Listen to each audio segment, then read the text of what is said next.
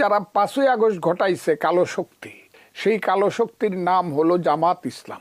বাংলাদেশের রাজনীতিতে গত কয়েকদিন থেকে বহুল আলোচিত নাম ফজলুর রহমান। তিনি বর্তমানে বিএনপি চেয়ারপারসনের উপদেষ্টা ও কিশোরগঞ্জ জেলা বিএনপির সভাপতি।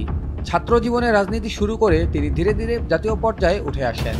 শেখ হাসিনার সরকারের ছিল গোয়ার্তুমি এবং স্বৈরাচারী। এইখানে চলছে চালাকি, মুনাফিকি, মনে একরকম, মুখে আর একরকম। বিএনপি চেয়ারপারসনের উপদেষ্টা অ্যাডভোকেট ফজলুর রহমানকে গ্রেফতার ও দৃষ্টান্তমূলক শাস্তির দাবিতে বিক্ষোভ করছে ছাত্র জনতা। জুলাই গণ অভ্যুত্থানকে তিনি কালো শক্তির আন্দোলন আখ্যায়িত করায় আন্দোলনকারীরা তার বিরুদ্ধে বিক্ষোভ প্রকাশ করে। কিশোরগঞ্জের ইটনা উপজেলার করণশী গ্রামে জন্ম নেওয়া ফজলুর রহমান বেড়ে ওঠেন কৃষক পরিবারে। ছাত্র জীবনে তিনি বাংলাদেশ ছাত্রলীগের সভাপতি ও সাধারণ সম্পাদক হিসেবে দায়িত্ব পালন করেন।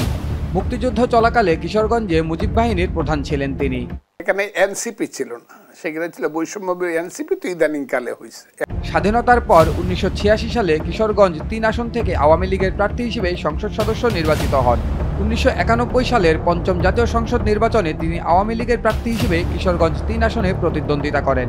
1996 সালে 7ম জাতীয় সংসদ নির্বাচনে স্বতন্ত্র প্রার্থী হিসেবে কিশোরগঞ্জ 5 আসনে লড়েন।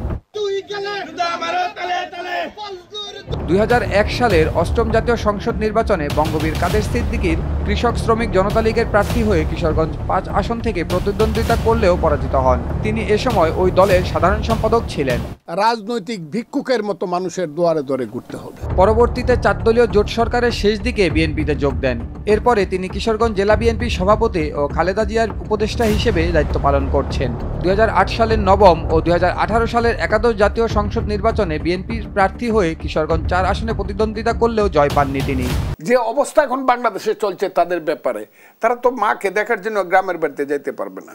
জুলাই আগস্ট গণ অভ্যুত্থান নিয়ে বিতর্কিত ও বিভ্রান্তিকর মন্তব্য করার অভিযোগে ফজলুর রহমানকে কারণ দর্শানোর নোটিশ দিয়েছে বিএনপি। চিঠিতে বলা হয়েছে, জুলাই আগস্টের ঐতিহাসিক গণ অভ্যুত্থান নিয়ে কুরুচিপূর্ণ ও বিভ্রান্তিকর বক্তব্য দিচ্ছেন।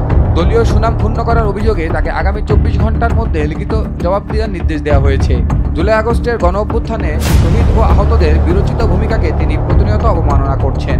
দলও বলছে না, কথাটা একটু বেশি আগে হয়ে ইত্যাদি ইত্যাদি কত কথা। ফজলুর রহমান কথা বলে, বেশি আগে কথা বলে। জুবাইর আহমদ, দেশ টিভি।